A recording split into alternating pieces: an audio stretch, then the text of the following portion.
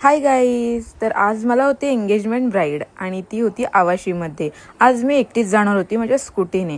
आणि जात असताना गुगल मॅपने मला हा रूट दाखवला. रूट एकदम मस्त होता, व्ह्यू एकदम भारी होता.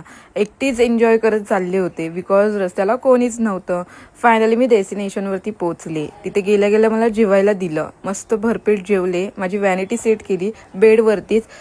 पसारा झालाय पण ठीक आहे. त्यानंतर पूजाचा मस्तपैकी एंगेजमेंट लुक केला. आणि आता उन्हाळा सुरू आहे. तुम्हाला पण माहिती आहे किती घाम येतो, किती स्वेटिंग होतं, किती ह्युमिडिटी आहे. आणि ह्या उन्हातून मेकअप टिकतच नाही. तरी पण पूजाचा मेकअप जरा पण हल्ला नाही बिकॉज माझ्याकडे ज्या टेक्निक आहेत न्यू, त्यामुळे तुमचा मेकअप एकदम लॉंग लास्टिंगच राहणार. प्लस पूजाची स्किन पण खूप छान होती. तिने स्किन खूप प्रिपेअर केली होती, त्यामुळे तिच्यावरती खूप फ्लॉलेस बेस झाला होता. आणि हाच बेस तिने रात्री हळदीसाठी पण यूज केला. म्हणजे हळदीपर्यंत तिचा मेकअप जराही हल्लेला नाही आहे. थोडासा टचअप केला बट इट्स ओके. थोडाफार टचअप तर करावाच लागणार होता.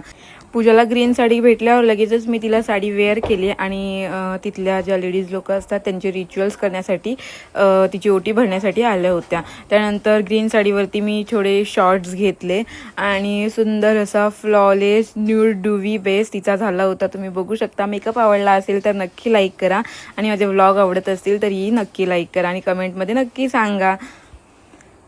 त्यानंतर मी घरी यायला निघाले. एकटीच होते पण व्ह्यू एक नंबर होता. काही दिवसांनी हा व्ह्यू अजून खूप सुंदर दिसणार आहे बिकॉज 2 महिन्यानंतर आपला पावसाळा सुरू होणार आहे आणि तुम्हाला सुंदर असं कोकणची ब्युटी बघायला भेटणार आहे.